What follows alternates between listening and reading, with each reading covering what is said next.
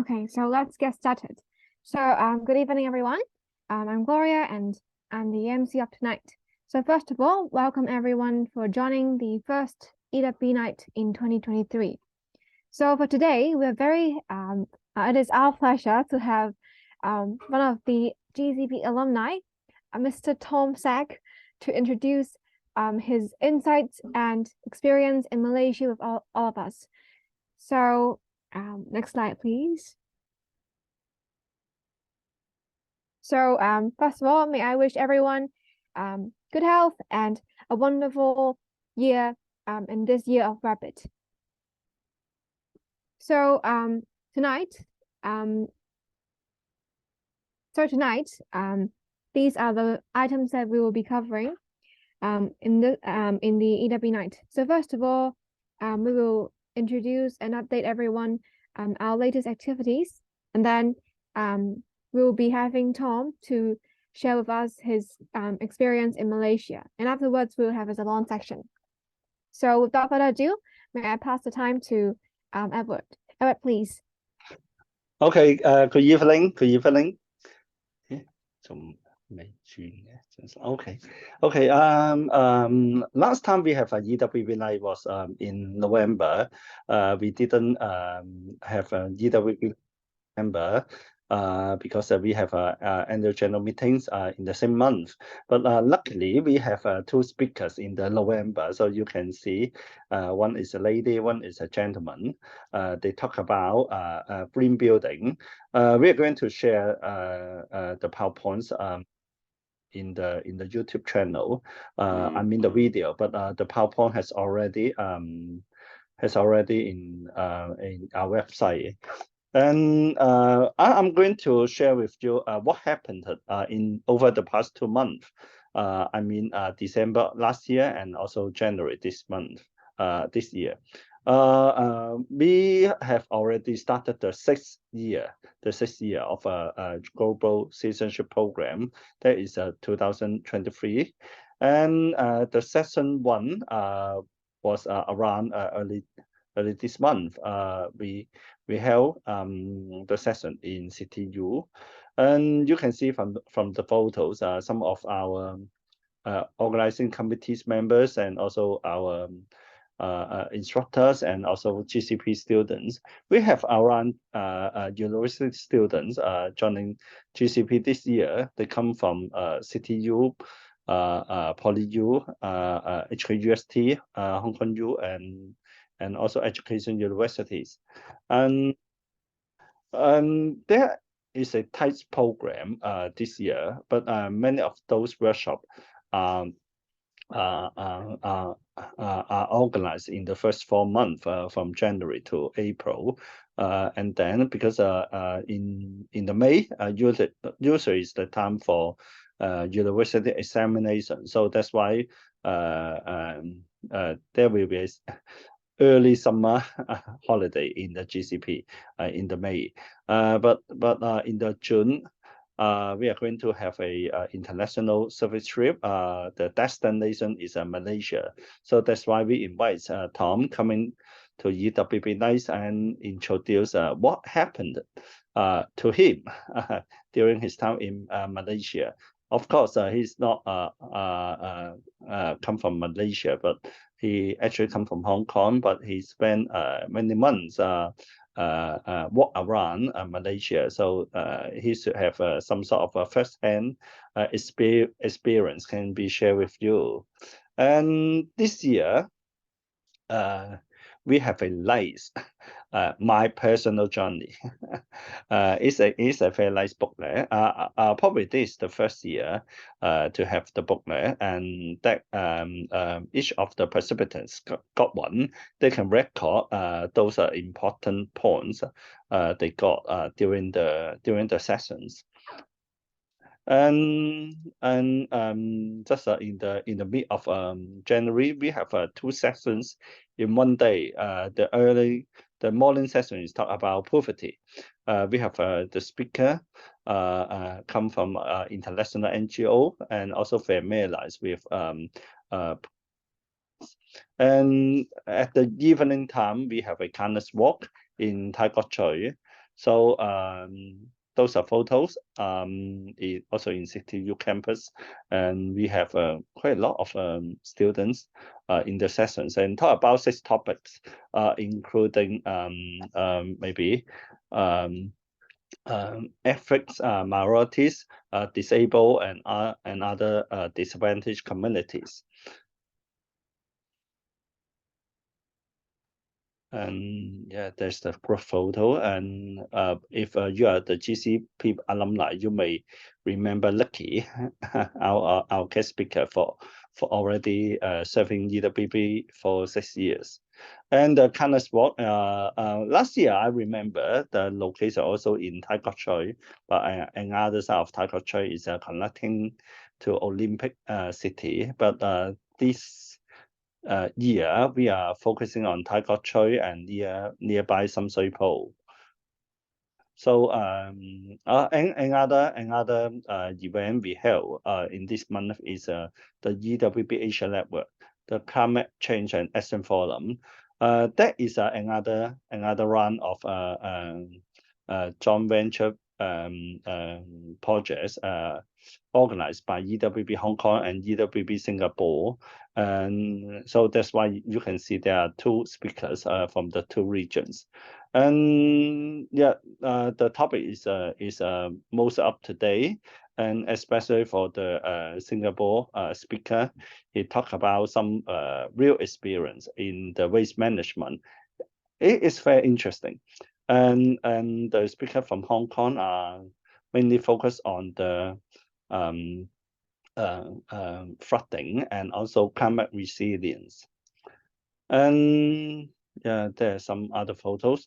But what is going to do in 2023? What's the theme? The theme is towards our future cities. So so in the mid of this year, it's June 2023, we have a 2 days annual conference. That will be a face-to-face conference, will be held in Malaysia. And the photo on the right bottom corner is looks like a hotel. Yeah, it's a hotel. And we have some familiar face. We can see George and also Sam from EWB Hong Kong were there, and also Sandra from EWB Malaysia. They have a retreat today in Kuala Lumpur, and they are visiting the possible venue for the annual conference. And the conference, the co-organizers are EWB Hong Kong, Malaysia, Singapore, and Philippines. And we also supported by EWB International and also EWB Nepal and Sri Lanka. This slide has been showing for many months because I just mentioned in June, we are going to have a service trip in Malaysia. Apart from the conference, of course, we have a service session. So that's why we are still recruiting volunteers to offer maybe leadership, coordinations, or technical support in those humanitarian service. And of course, we have other casual events, just like Global Engineers Get Together. It's happening every 2 months, and we have volunteers or EWB members from different locations of the world. And we also have other preparation meeting for our activities, no matter in Hong Kong or in overseas.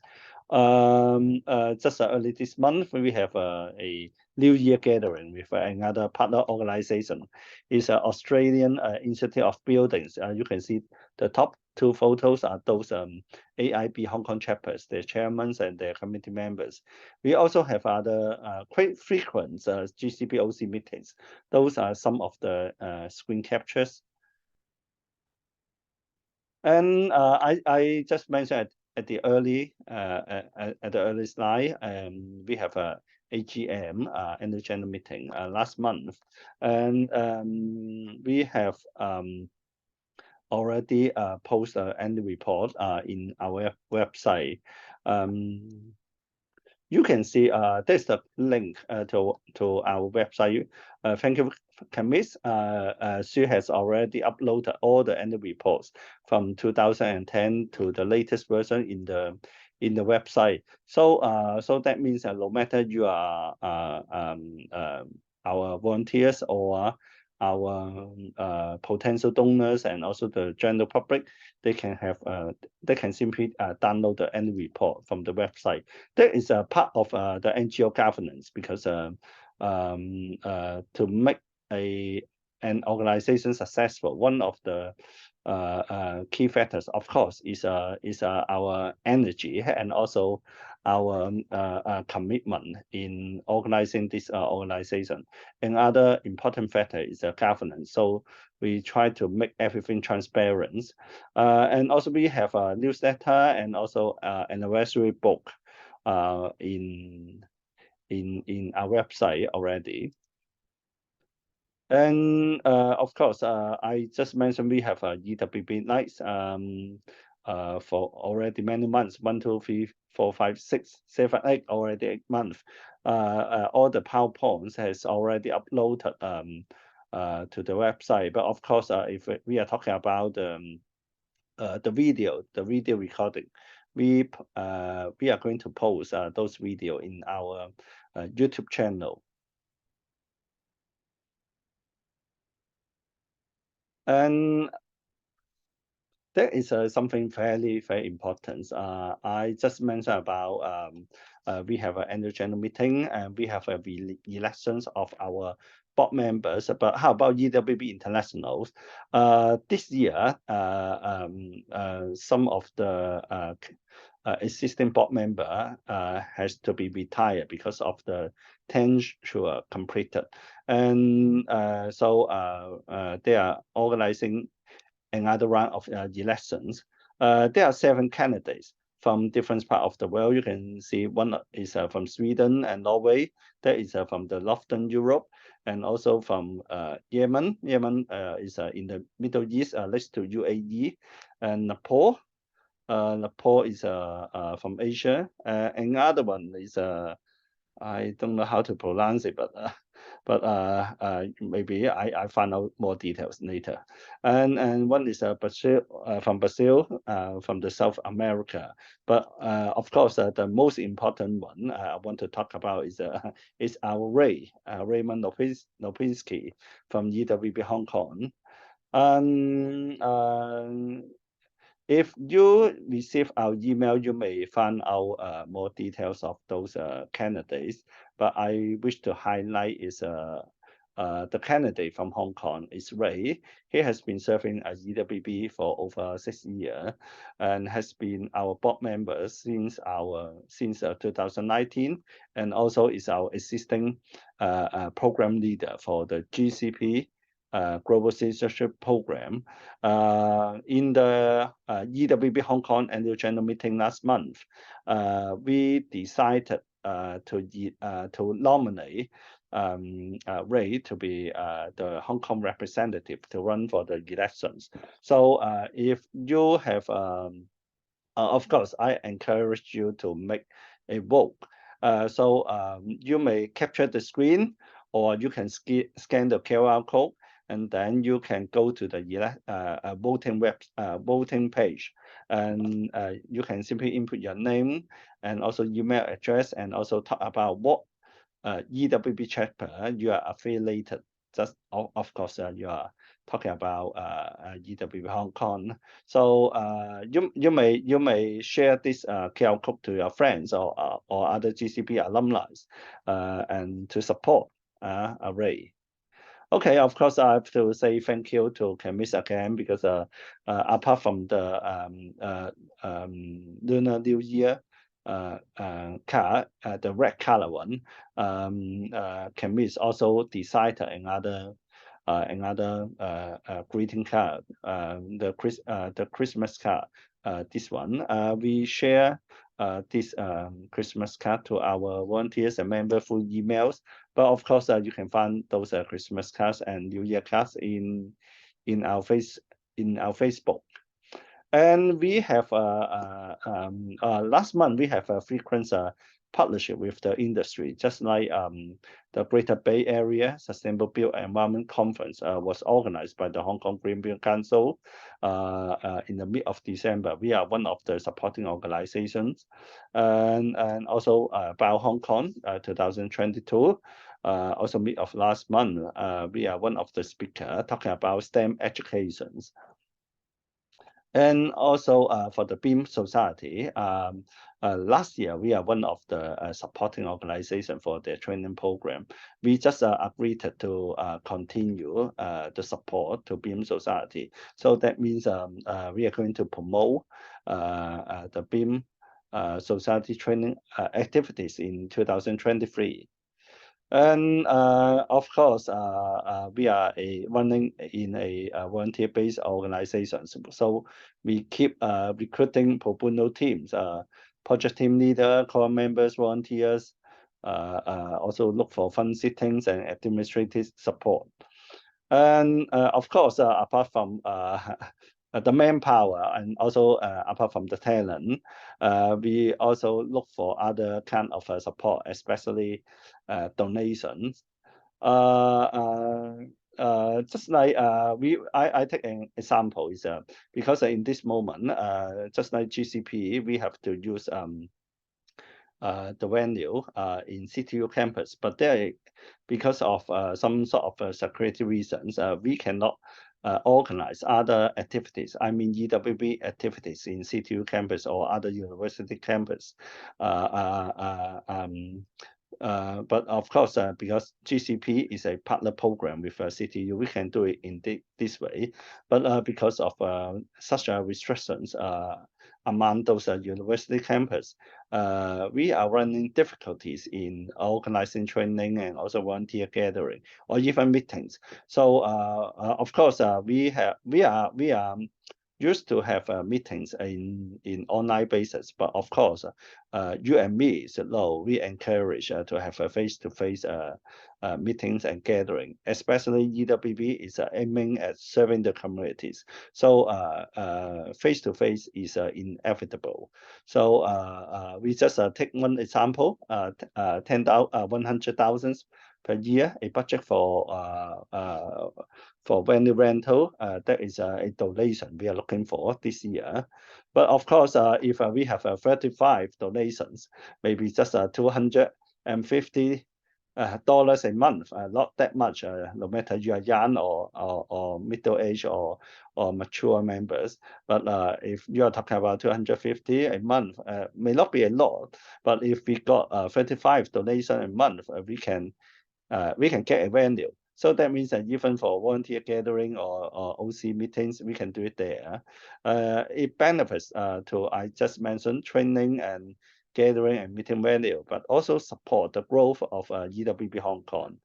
But more than that, if we can have maybe admin staff or project coordinator in part-time or full-time basis, we have an estimation about the budget for a year.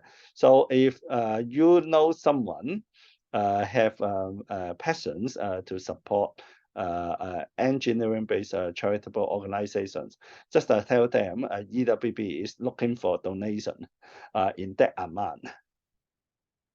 Yeah, maybe you can get the QR code, but of course, you can get the donation details in our website or connecting or through the QR code. Okay, that is the end of my reporting for the past 2 months. May I pass the Zoom to Tom? Yes. Thank you very much. Thank you very much. Thank you. Let me share my screen.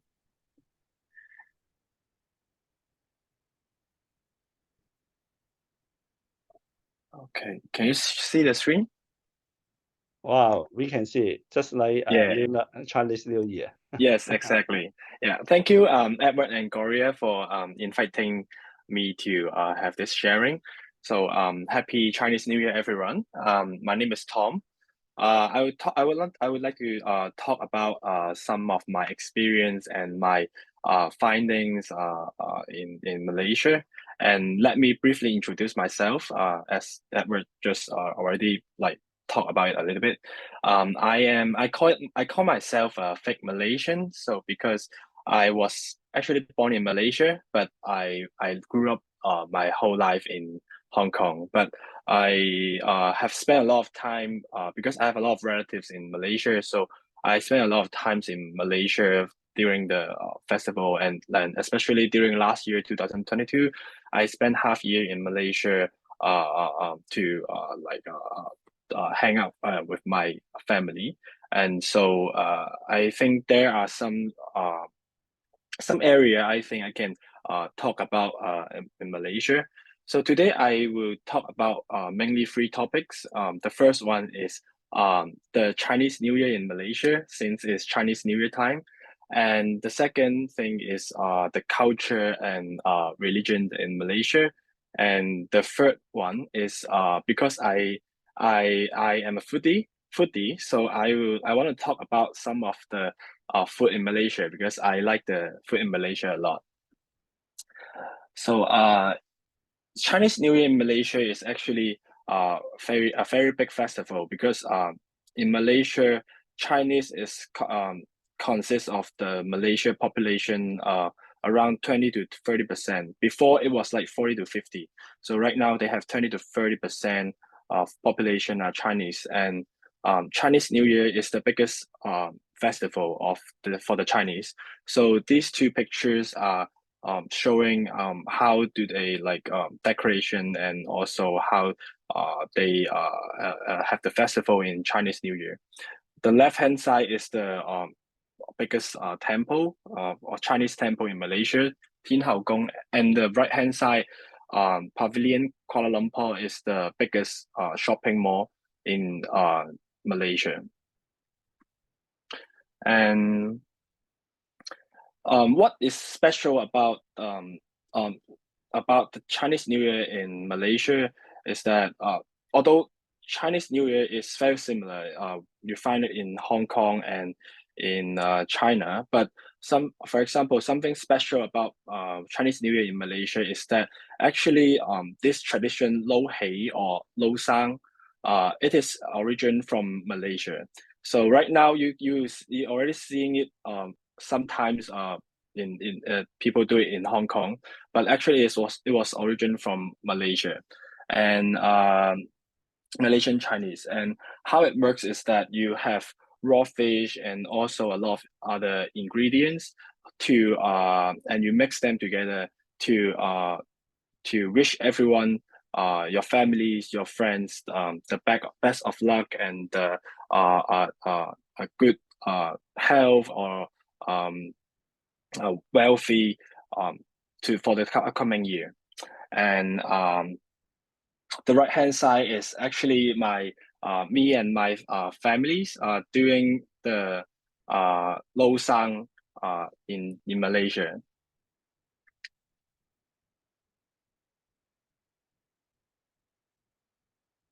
Yes, so you are supposed to mix them together and make it very messy. And actually, the more messy you make, it means the more good luck you will have for the upcoming year. And this not only they do it on the 7th day of Chinese New Year, but you actually see it throughout the whole Chinese New Year, and it's very popular. The next thing special about the Chinese New Year in Malaysia is that because Malaysian Chinese a lot of them are from Fujian, Fujian in China. So the praying to the Jade Emperor of Heaven is on the 9th day of Chinese New Year is actually very important to them, and it's actually more important than the first day of Chinese New Year. And basically from the 8th day of Chinese New Year, since like midnight to at least until 4 a.m., you hear non-stop fireworks and firecrackers throughout the night. And basically it will be very hard for you to sleep. And they just do it in the city and also among the neighborhoods. So they you no matter where you are in those Chinese cities, you have it will be a very noisy and busy night for you. And this is a video I captured actually just last year when I was in Kuala Lumpur.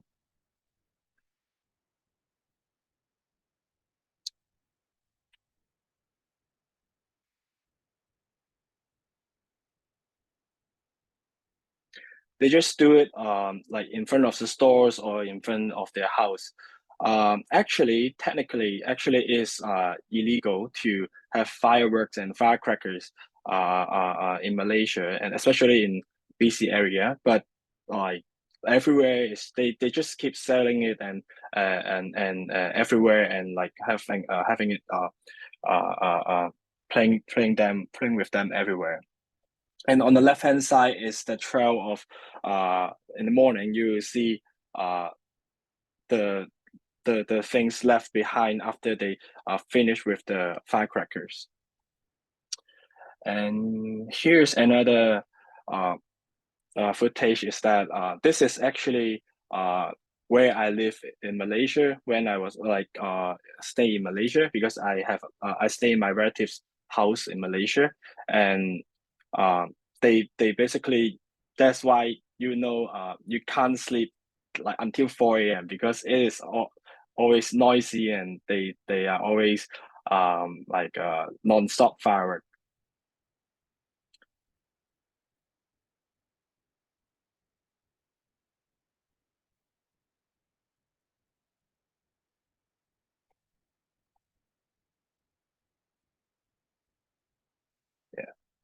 And also, other than firecrackers and fireworks, they also have lion dancing.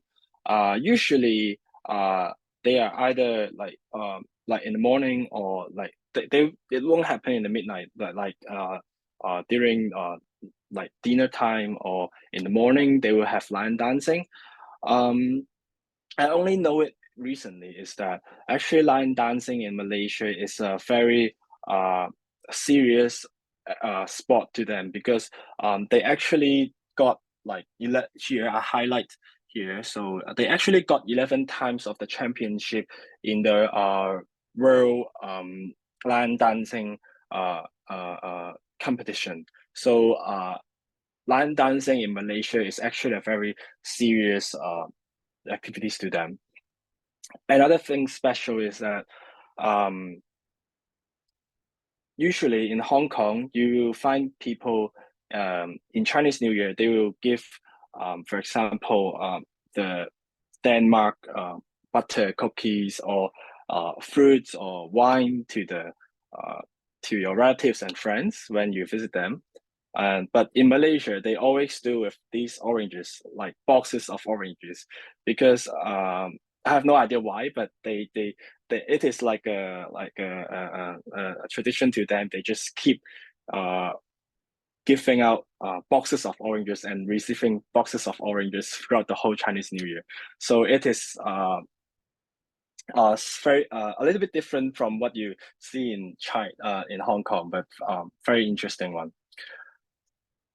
And yeah, other than Chinese New Year, I would talk about some other like religions, because right now Chinese only make up to like around 23% of the population.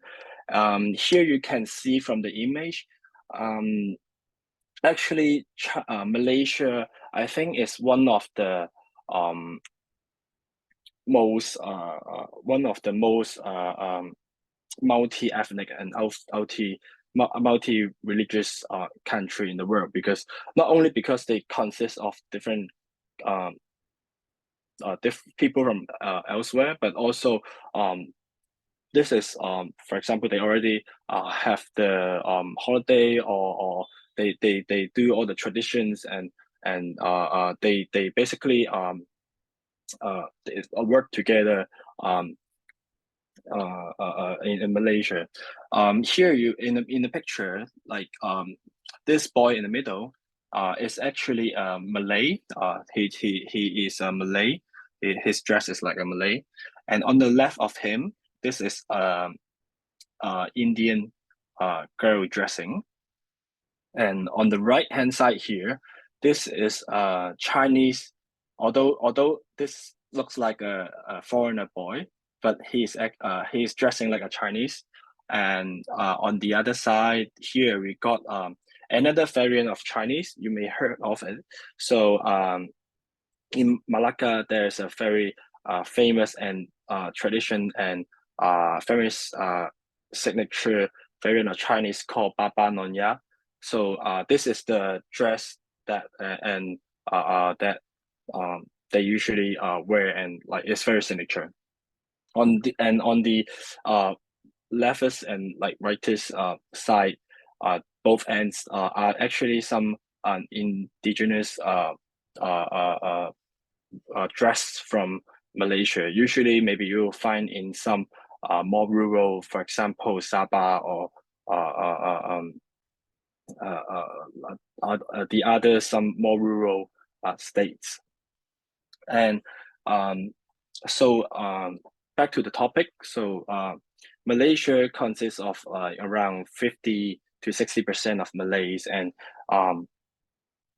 less than 10% of Indians. So we call them the three main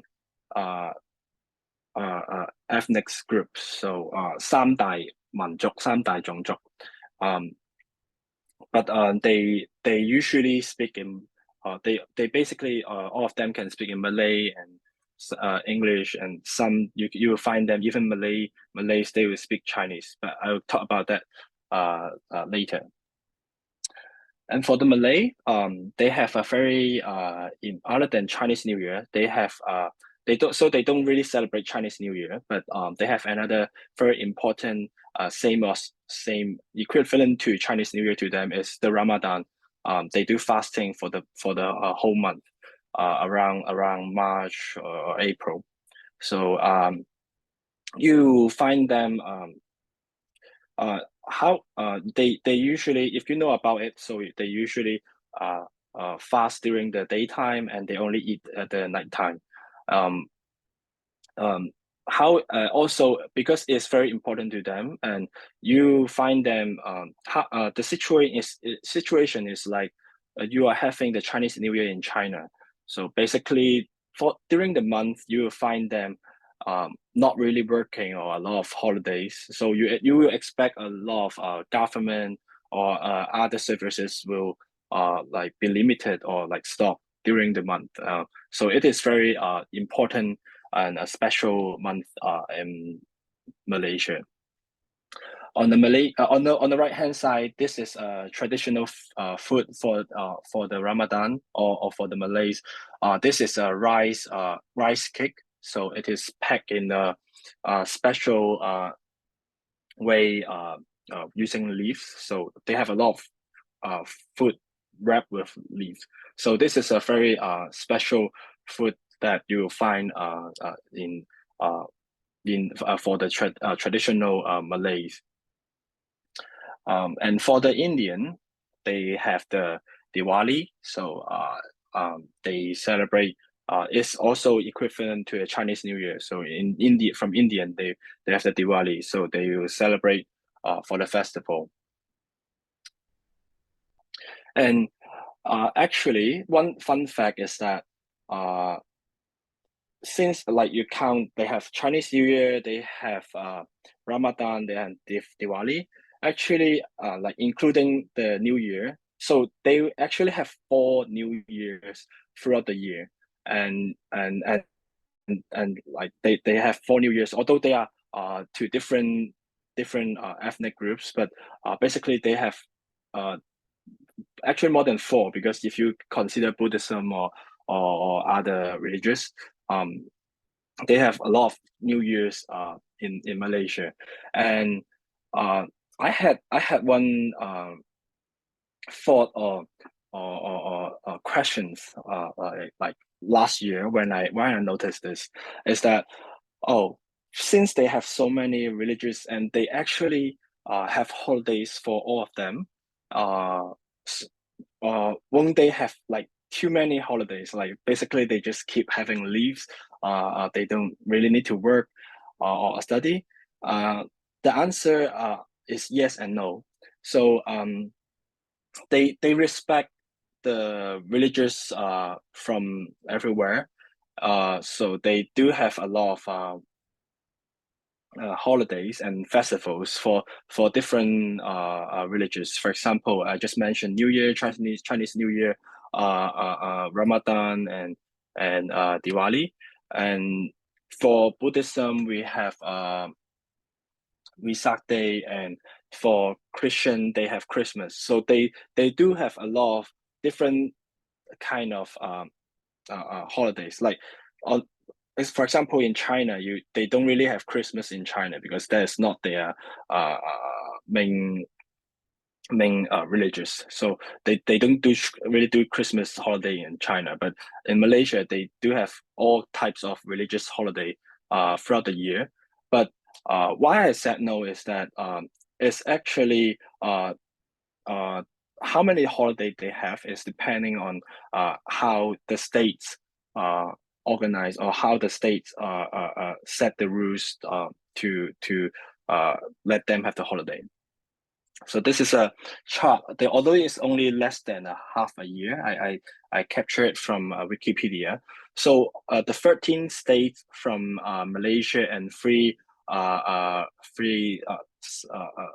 federal cities, they all have different arrangement for different holidays. For example, if you are from for some important holidays like Chinese New Year, Wesak Day, or some Ramadan dates, you have a national holiday that is the whole Malaysia will have a holiday on that day. But for some specific one, for example, Thaipusam, they only have it. For example, here you can see it's only six days will be a public holiday for them, because those 6 states are where the Indians, because Thaipusam is an Indian Hindu festival. So where the only these 6 states have consists of those majority, not majority, but part of consists of more Hindus, like that Indian that believe in Hinduism. So they will have the holiday for those dates. So it varies between states. And they also, other than that, they also have some interesting holidays. So you can see from here. So they actually have some birthday for those Sudan. Sudan is the leader of the states. So for some specific states, they will have an extra holiday for the leader of the state. So like declaration of Malacca city as a historical city is a specific holiday for Malacca. You can see from here. So they have different holidays arrangement for different states. That's how it works. And other than the states arrangement, so for example, in school they have even more holidays, because like schools, they have more holidays other than the public holidays. It also works in a similar way that they will see what, like, the population is made up of that school. For example, if that school is a majority is Malay, then they will be having more dates of public holiday for the Malays. If that is a Chinese school, like primary school, they like 华文小学, they have those kind of schools that's they are targeting for the Chinese students. Then they will have, for example, longer holiday for the Chinese New Year. Actually have different holidays, like even though you may live nearby, or you're friends with some of the Malays or other religious, but you'll find that they will have different holidays during different time of the day. And yeah, I think you already saw this picture in Edward's slides, because I actually have share a bit to the GCP OC on Malaysia. I don't want to talk too much about the details of the culture. For example, here because we have Malays and Hindus, Hinduism and Chinese and those tradition or cultures are very similar to what you know. But I want to talk about what is special for the cultures or how because of Malaysia is a multi-ethnic and religious country. So what is special in there is actually first thing is that this scarf they are wearing, the hijab. Hijab is the scarf that the Muslim wear, the Muslim women wear on their head. One thing special is that in the Islamic among Islamic countries, Malaysia is considered a very loose and very not traditional Islamic country. So for them, the hijab is actually a you may even also find it in Indonesia. So hijab is actually like they cannot abandon the tradition because if they have a code that is specifically for these type of Islamic issues. So if you don't follow the rules, you get sued to the court. But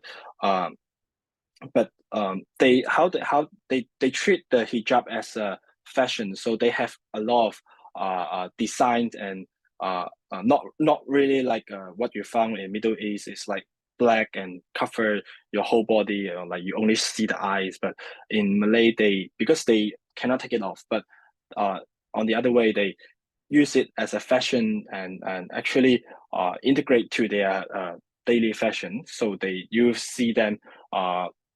This is very different from the other, for example, Middle East Islamic country. And also, like because it is a very not traditional Islamic country, so for the other like tourists from other Islamic countries, for example, Middle East or those countries, for them, Malaysia is actually a very popular tourist country. Why is that? Is because they are safe to, for example, have halal food and find a praying room everywhere in the country. For example, train station or shopping mall. The praying room are everywhere, and they are safe, very safe to find halal food there. But also because Malaysia is not that traditional. So for them, for example, Middle East tourists, they found it like Malaysia is a very relaxing country to visit for them because you don't have to worry about a lot of the traditional or religious issues. This is another interesting fact about Malaysia. And the third thing is that because Malaysia is so multi-ethnic and multi-religious, so the Malays, the Chinese, the Indian, they actually live with each other since like primary school or like in the neighborhood and during work. So they work very closely and they actually speak or understand each other's language, and because in Malay, like for example, you have Malay, but in Chinese we have Fujian, we have Chaozhou, and we have Manlam and Guangdong, and like you have different accents of the Chinese, and even like for me, I have problems like hearing, like for example, Chaozhou Hua. I have problem hearing other accents, but in Malay, they actually like they are so mixed up so that you basically understand every accents and not only accents, you understand the other language, for example, Malays and Indian, and to a point that they actually so comfortable with talking to to a person that speak another language. They actually have you will find them having sometimes they have conversations that you will find, for example, in a group of like mixed ethnic and religious group, you will find them talking actually in different languages. For example, one is talking in Malay and the other one is talking in Chinese, and the third one is talking in Chinese but in like Chaozhouhua, and they actually they can communicate very well because they are very comfortable in speaking their own language, but they can also understand what others are talking about. And I don't have that experience, but that's what I know and like heard from my families. But my personal experience is that actually because my families are also Malaysian Chinese, because they have different accents for the Malay Chinese, and they can actually change their accents when they are talking to a different person. So we were like a group in a group of 4. So they actually can change the accents when they talk to a different person. For example, Malaysian Chinese talking to a Malaysian Chinese, they talk in a Malay way, but when they are talking to me, they are using the traditional 普通话, very formal official 普通话 to talk to me. They are very comfortable in doing that. So this is another observation I found very interesting in Malaysia.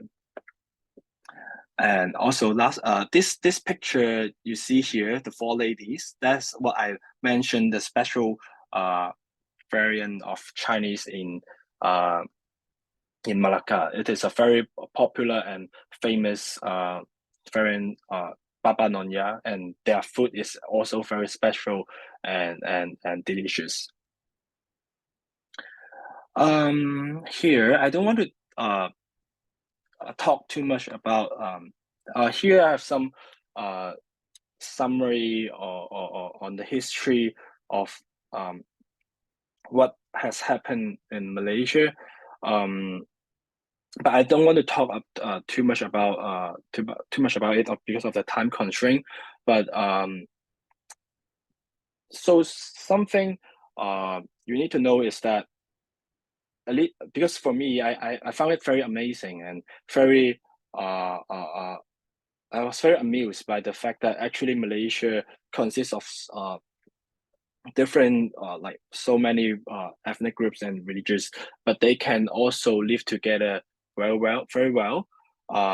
That amused me in the beginning, but actually when I get to know more, I actually learned a lot more in my past year, 2022. I spent a lot of time to understand the situation in Malaysia, and actually they also have this like same problem. Like they still have the problem of how do they cope with different religious and ethnic groups, and like this is a very interesting 2 sides of that issue. So although it is very multi-ethnic and religious, but also they face certain issues from that. So I won't talk too much about it, but if you are interested, you can have some research to know more about here. There are 2 main things that you can learn about. Is the 13 May incident. It is like very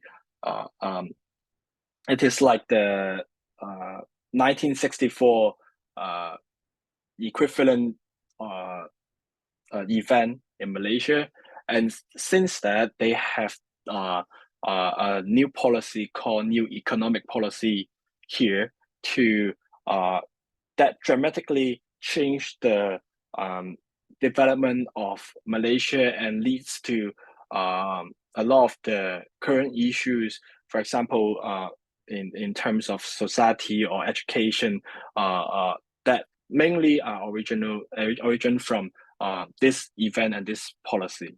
So you can, if you're interested, I suggest you can have some research on it. And also, this is the rather modern recent development, is that actually it has been very chaotic in terms of political and governance since the COVID time. They have changed like four prime minister in like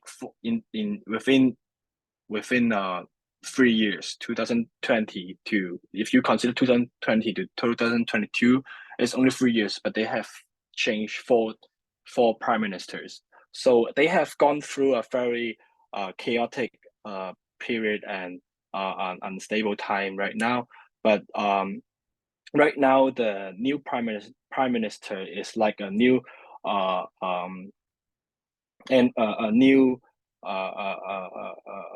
new breakthrough or different scenario, and it's like a new hope to them, and so everyone is praying or like hoping this new Prime Minister Anwar to actually make change to how Malaysia governance or like the religious or the parties could how they could bring them together to make like Malaysia more better. And yeah, after the culture and Chinese New Year talk, last but not least, I would like to talk about the food in Malaysia because they are so delicious. This is also because for the GCP 2023, if you, for example, have a chance to visit Malaysia, you like definitely find there are so many options here in Malaysia, and you actually, for me myself was having a hard time to find actually the right food or how to order the right food in Malaysia, because this is what you will see in every Malaysia restaurant, is like a whole Excel table to you that they have so many options. But how it works is that they actually is like a matrix. You have like one column x y axis. One column is like what here, although it's like very messy, but actually it's like x y axis. One of the axis is like the base. For example, you have rice. Nasi is mean rice, and like roti is like bread, and you have noodles or tom yum as a base. And on the other axis, you will find, for example, yum is chicken, and like the toppings, like the ingredient in it. So you just need to like choose the right one throughout the whole Excel table. So like this is a way that you can understand the menu on the Malaysian restaurant better. So I would personally suggest some food that I think everyone must try in Malaysia. So first thing is that my favorite, durian. So durian is the most famous fruit in Malaysia, I think, and I think recently in Hong Kong or around the world is very famous. And as a Malaysian, we say we never eat Thailand durian, because for us Thailand durian is like a lower grade. Sorry if anyone from Thailand, but Thailand durian is a lower grade to us. So Malaysia durian is the best to us. And Malaysia durian has a lot of variants, and they are sorted by usually, for example, D24 or D or something. You can call it by them. Some of the for example here, what I listed here are already like the most popular and most delicious type of durian. So for example, the first one, Mao San King, I think everyone have heard of it. It could be very strong and too strong. So for us, we don't eat Mao San King every day, but sometimes and because it's expensive, so you only eat Mao San King at the end of your like durian diet, because once you have the durian Mao San King, you cannot taste the other durian. Other than that, D24 and Hong Ha and Zhuge, for example, they are also very famous, more affordable but also very delicious variant. Hak Qi D200 is actually more expensive than Mao Shan King, and it could be like very. It is not like as strong as Mao Shan King, but it has some wine taste and the texture is very good. So if you have the chance to find Hak Qi, it's also I think a must try. And the best place to find durian in Malaysia is called SS2 in my personal experience. So SS2 is like a whole region, for example, Mongkok. So not expect big as Mongkok, but the whole region of SS2 are mainly food and mostly durian. And you basically, when you drive around SS2, you find so many durian shops, and this durian man is one of the biggest shop, and I think it's very no matter the price and the quality are very reliable to find the best durian in Malaysia. Other than durian, we also got a lot of tropical fruits from Malaysia. For example, jackfruits, coconut, forgot the name, but like these are also the famous food you find in Malaysia. Usually, you can find coconut next to durian because durian is like fire, and you use like in Chinese medicine, like you get hot after eating durian, so you use the coconut to cool down. So and also this sanjok together, so you find them usually together. And this I have just mentioned, and on top there's bamboo rice. Bamboo rice is, although it's not like real life festival, but it's like more traditional food. So and it's very delicious. So if you have the chance to find them, you can also try it.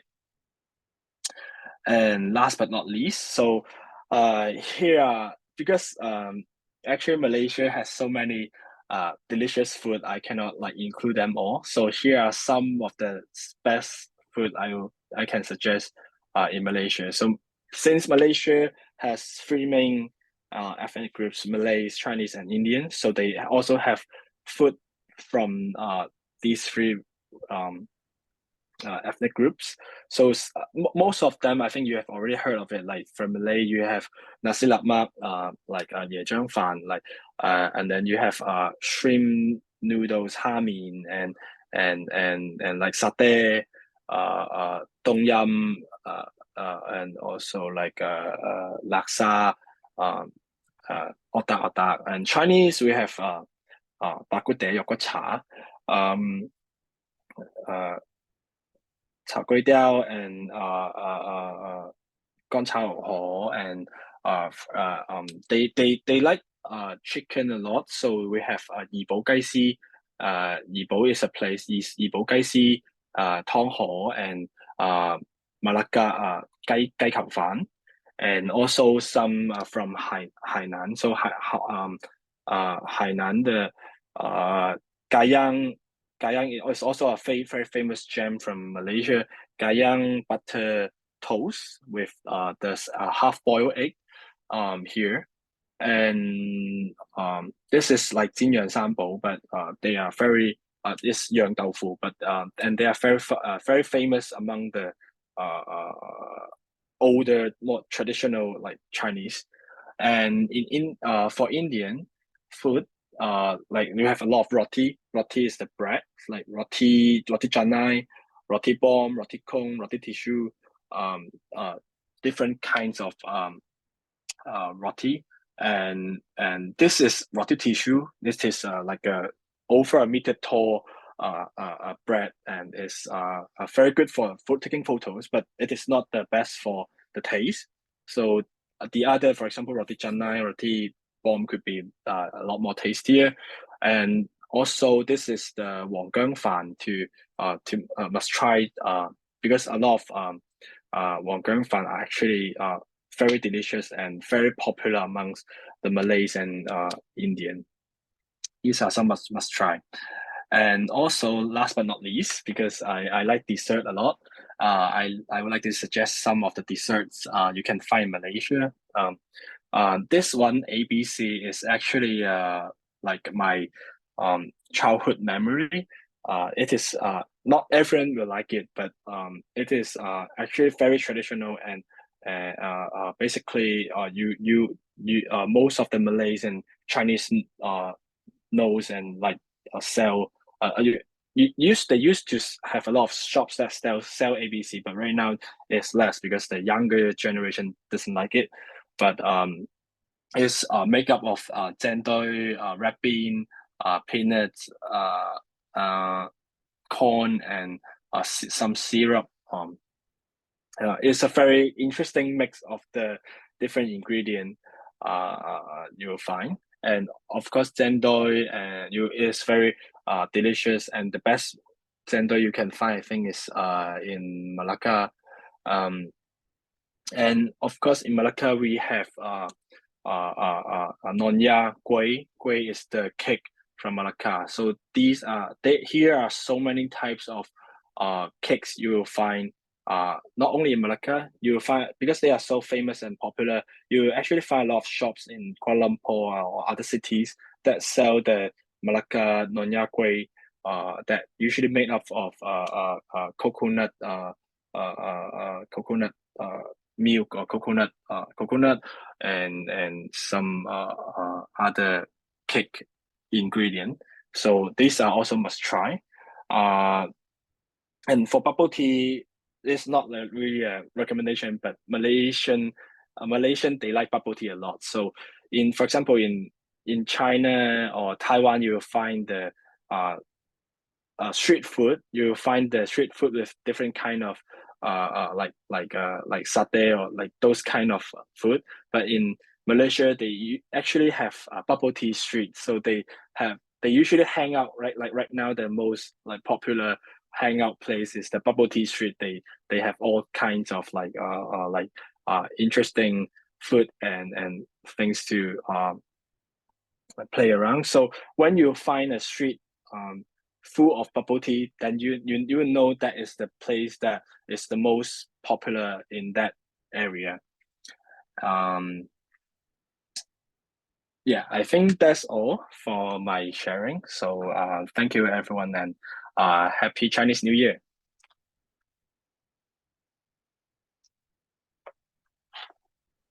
Thank you, Tom. Thank you. Maybe because time is now 9 p.m. Maybe we can have one questions before the end. Okay. Maybe let me ask the first questions to Tom, because we understand Malaysia is a hot and humid region. What is the best time for, I mean, the best time in a year visiting Malaysia, and how those people tackle the hot and humid climate? I think the best time to visit Malaysia is they usually separate into dry season and wet season. So I didn't mention here, but Malaysia doesn't have a lot of disaster, but the major disaster they experience is the flooding during the wet season. So you will very usually you will find like around at least half meter to over 1 meter high of flooding in a city or rural area. It is a very common issue for them. So that's the major things that they suffer. So definitely don't go in the wet season. So usually dry season is the best time to visit. And I think for example the like July, August, like usually the summer holiday time is also the best time because like for example like we have holiday, and also it is the season like they have a lot of season of durian, and usually July and August is one of them. So that's also my experience. I usually go to Malaysia other than Chinese New Year. I will go there like July or August because I will find the best durian there during the time. And for the next question, for the hot and humid weather, usually from my personal experience, it could be hot and shiny and in sunny in Malaysia, but from my personal experience, I feel better than when I was in Hong Kong, because Hong Kong is more like trapped and for the moist air, and also not less ventilation. But in Malaysia, you usually find it very windy. Although it's very common. You'll find, like, for example, they rain almost every day, but it's usually less than half hour or like only 10 minutes rain. But usually because it is so windy and because it's so open, you find the rain or your body will dry very quick. So although it is hot and humid in Malaysia, but I found it to be actually better than when I was in Hong Kong.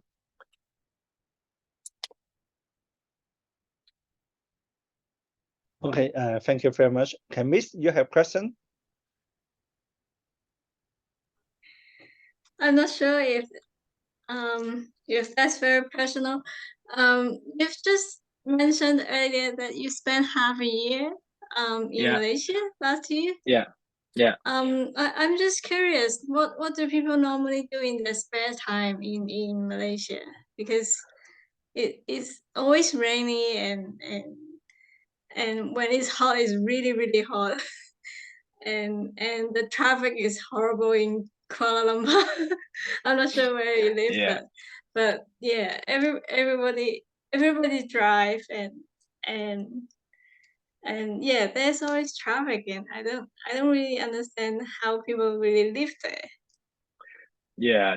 You raised a very good point, because I didn't mention that is the MRT, the metro system in Malaysia, especially Kuala Lumpur, they really complain about it, because the metro station can't reach anywhere because the things doesn't build along the railway, and because of that, nobody takes the metro and everyone drive, and yes, you could have like over an hour traffic jam every day when you are getting back after work.